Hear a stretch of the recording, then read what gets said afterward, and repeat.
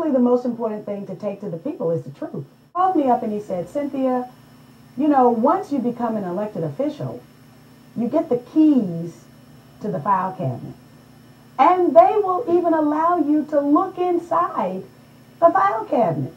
But Cynthia, you're not supposed to tell what's in it.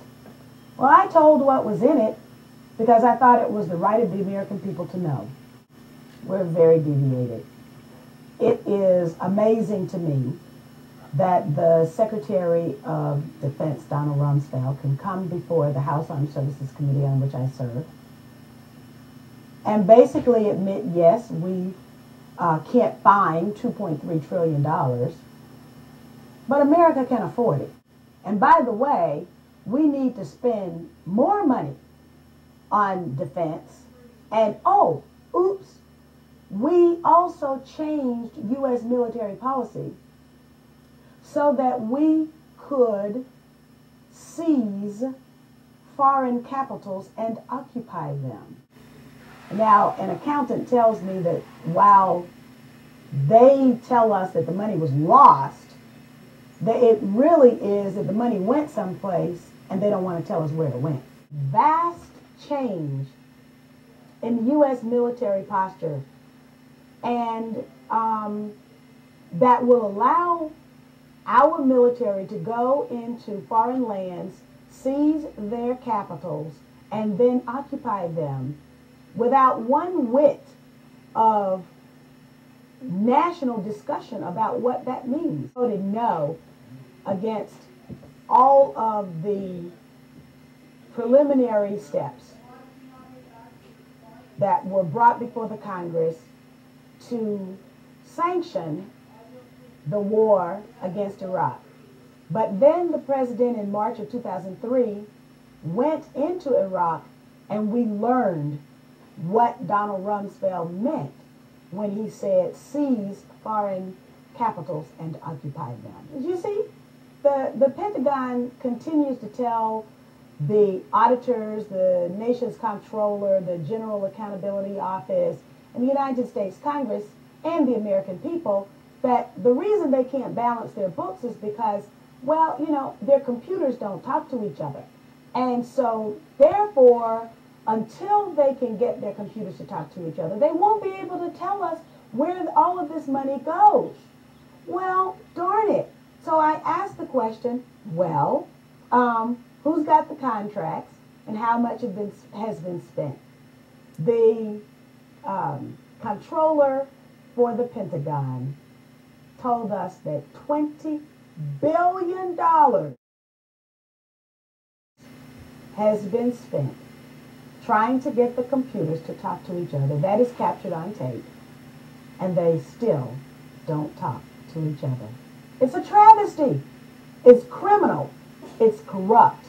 I just don't understand. It continues to amaze me why the American people allow this to continue to happen year after year, budget after budget, without a tremendous outcry. The gentlelady from Georgia, Ms. McKinney. Oh, thank you, Mr. Chairman. Mr. Secretary, I watched President Bush deliver a moving speech at the United Nations in September 2003, in which he mentioned the crisis of the sex trade. The president called for the punishment of those involved in this horrible business. But at the very moment of that speech, DynCorp was exposed for having been involved in the buying and selling of young women and children.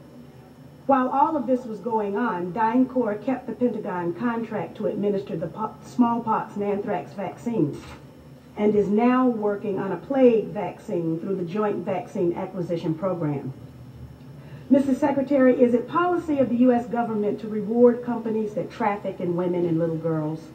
That's my first question. My second question, Mr. Secretary, according to the Comptroller General of the United States, there are serious financial management problems at the Pentagon, to which Mr. Cooper alluded. Fiscal year 1999, $2.3 trillion missing. Fiscal year 2000, $1.1 trillion missing. And DOD is the #1 reason why the government can't balance its checkbook.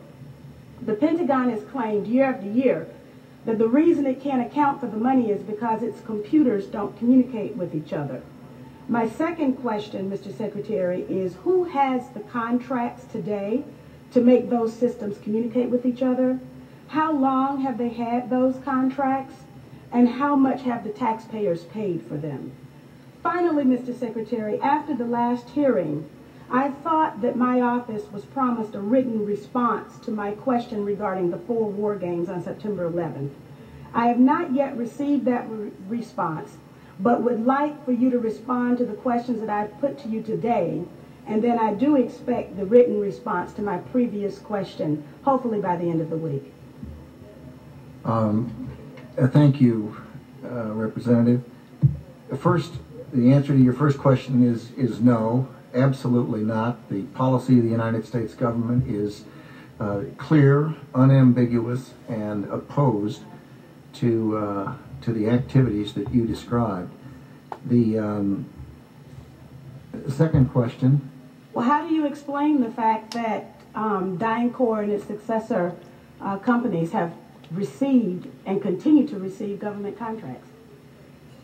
I would have to go and find the facts, but there are laws and rules and regulations with respect to government contracts, and there are times that corporations do things they should not do, in which case they tend to be suspended for some period. There are times then that under the laws and the rules and regulations passed by the Congress and implemented by the executive branch, that corporations can get off of out of the penalty box, if you will, and be permitted to engage in contracts with the government. They're not generally not barred in perpetuity. This company was never in the penalty box. If you could proceed to my second question, please. The second question,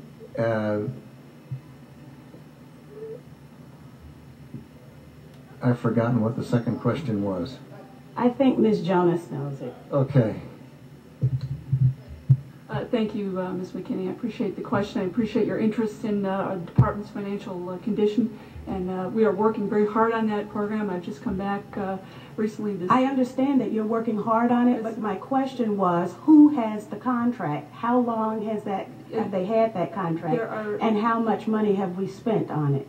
In general, we spend about $20 billion in the Department on Information Technology Systems.